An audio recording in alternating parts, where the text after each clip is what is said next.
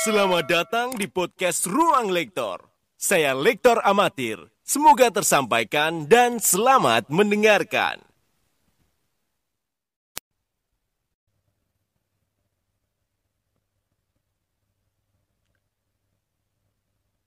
Pada waktu itu, bangkitlah para tua-tua bangsa Yahudi, imam-imam kepala, dan ahli-ahli Taurat.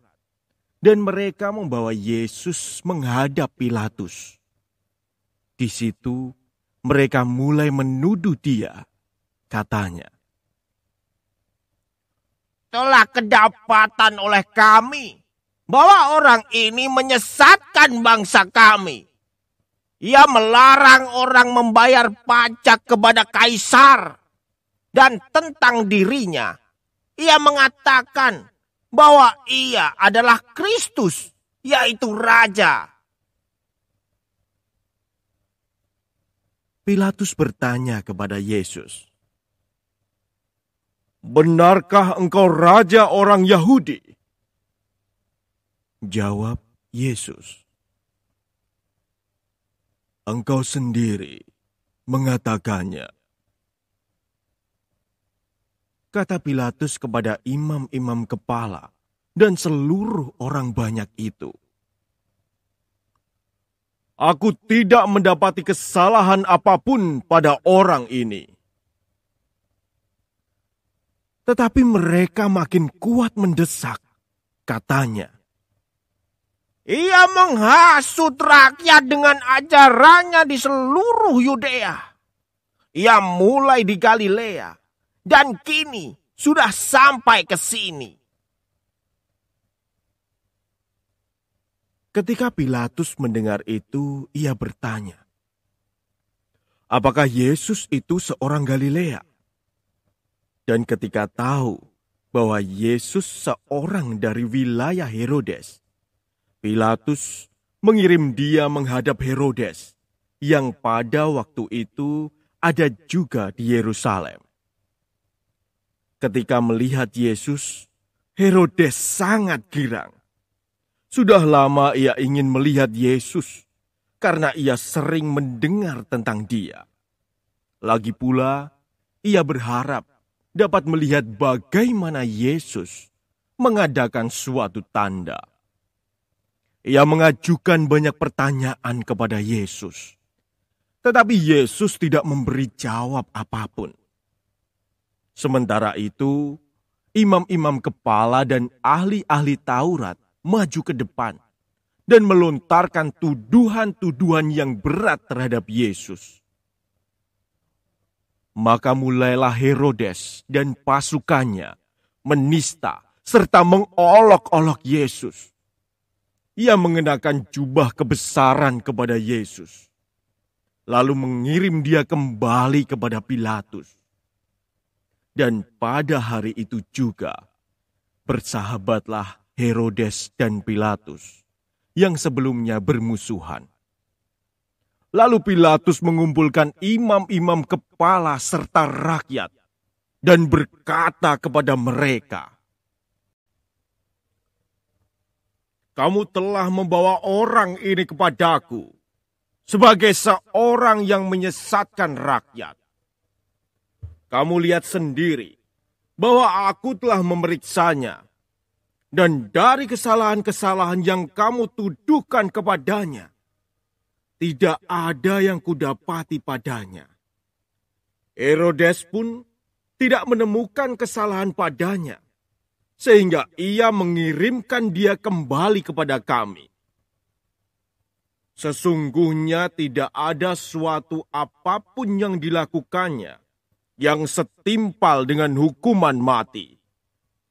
Jadi aku akan menghajar dia, lalu melepaskannya." Sebab Pilatus wajib melepaskan seorang tahanan bagi rakyat pada hari raya itu. Tetapi mereka berteriak bersama-sama, "Anyahkanlah dia! Lepaskanlah Barabas bagi kami!" Barabas ini dimasukkan ke dalam penjara berhubung dengan suatu pemberontakan yang telah terjadi di dalam kota dan karena pembunuhan. Sekali lagi Pilatus berbicara dengan suara keras kepada mereka karena ia ingin melepaskan Yesus. Tetapi mereka berteriak membalasnya.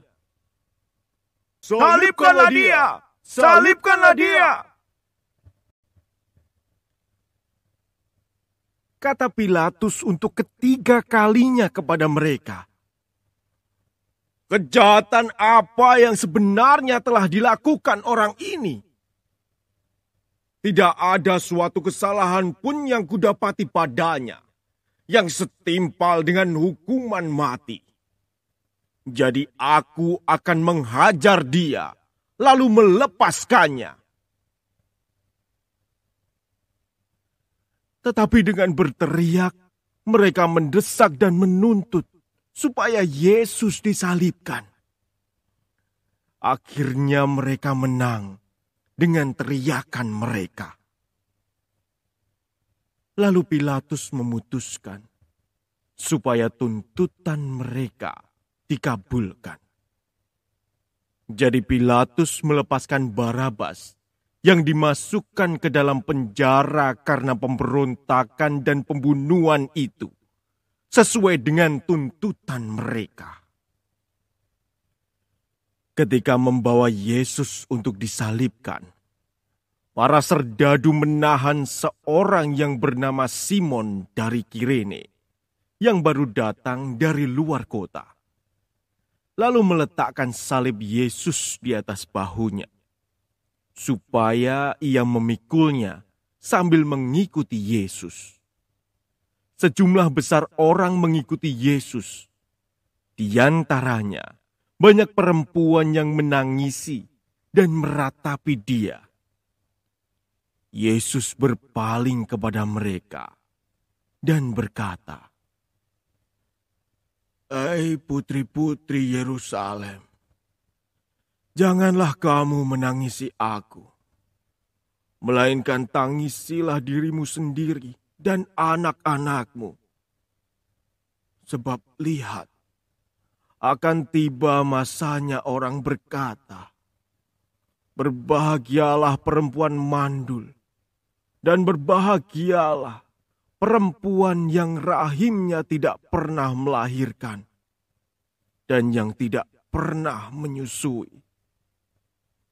Maka orang akan mulai berkata kepada gunung-gunung, runtuhlah menimpa kami, dan kepada bukit-bukit, timbunilah kami. Sebab jikalau orang berbuat demikian dengan kayu hidup, apakah yang akan terjadi dengan kayu kering?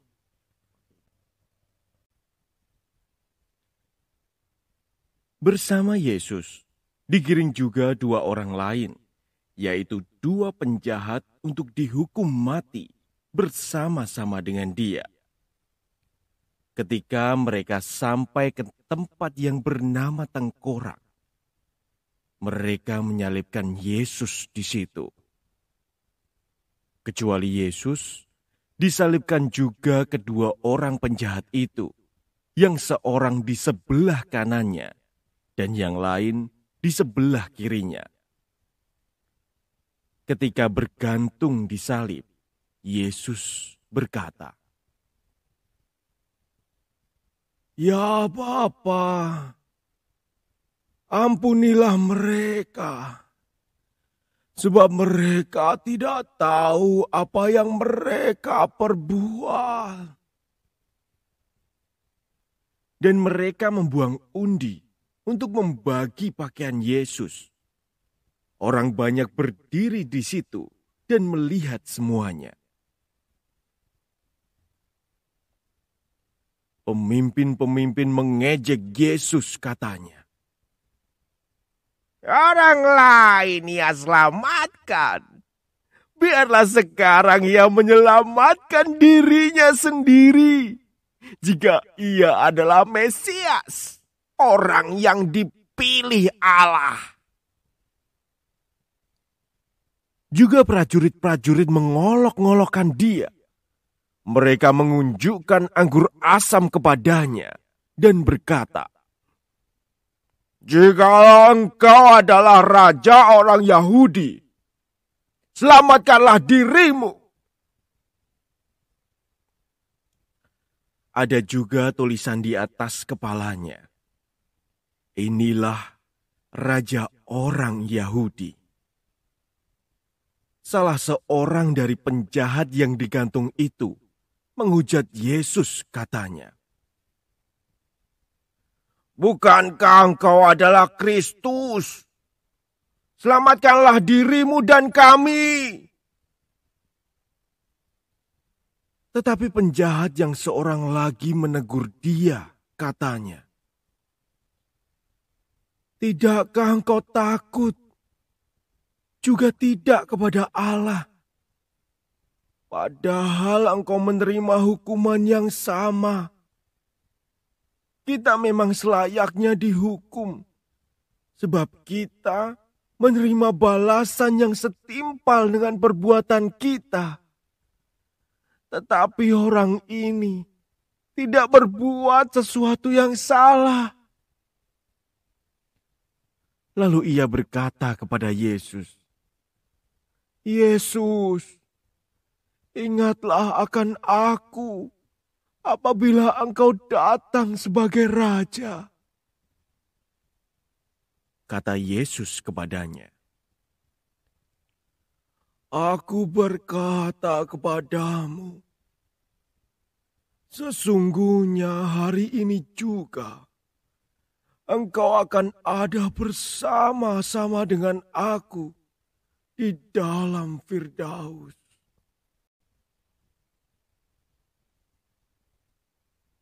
Ketika itu kira-kira jam 12.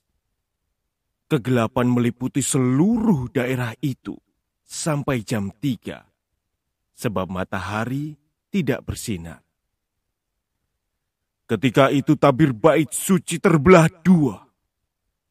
Lalu Yesus berseru dengan suara nyaring, "Ya Bapa,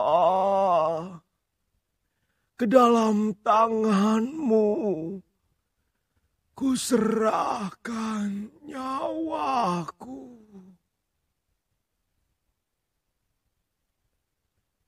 Dan sesudah berkata demikian, ia menyerahkan nyawanya. Para pendengar dimohon untuk hening sejenak dan merenungkan wafat Tuhan.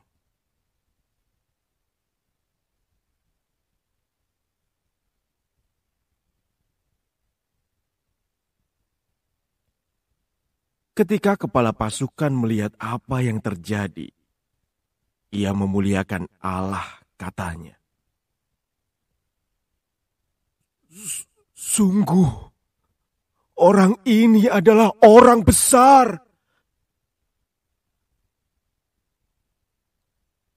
Di situ berkerumun pula orang banyak yang datang untuk menyaksikan seluruh peristiwa itu.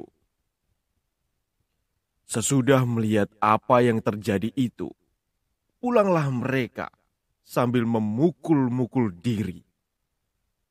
Semua orang yang mengenal Yesus dari dekat, termasuk perempuan-perempuan yang mengikuti dia dari Galilea, berdiri jauh-jauh dan melihat semua itu.